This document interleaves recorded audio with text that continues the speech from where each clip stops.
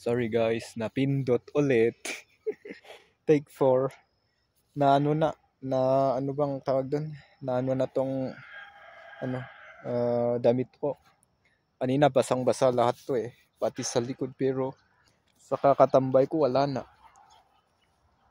Oh, wala na talaga. Hindi na mabasa ang mukha.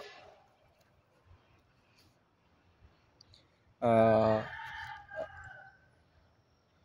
ano naman, sulit naman kasi medyo nararamdaman ko na parang medyo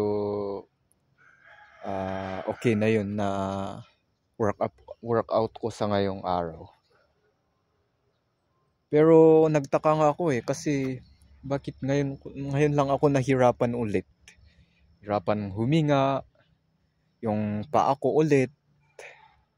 Ah, lalo na yung paa ko medyo nag-cramps na. Kunting pa ano lang, uphill na lang, medyo parang naninigas. Pero trinay ko kanina.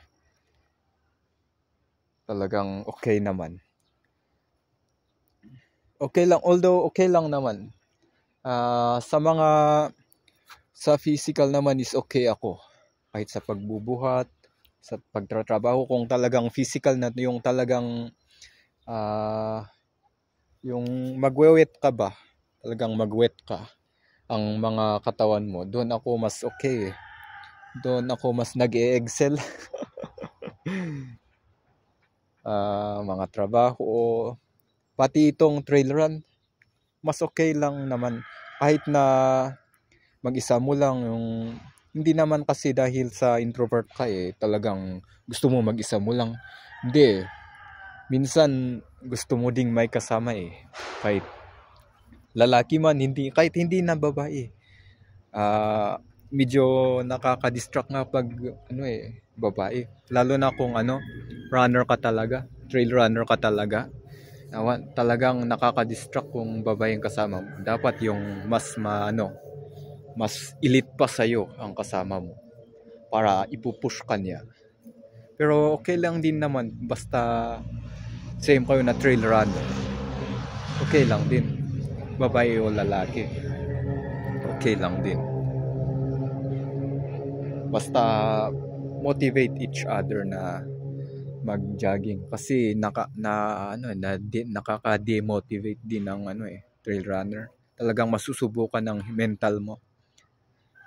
Kasi kung masakit lang ang paa mo na-injure ka lang, wala na talaga. Talagang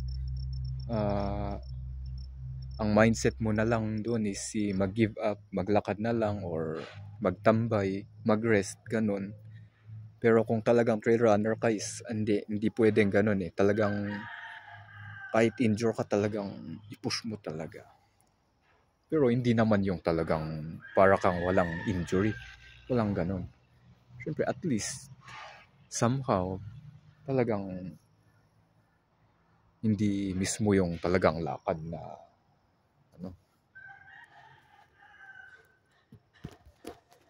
yun lang kasi marami pa sila. Marami pang nagha-hike pataas na.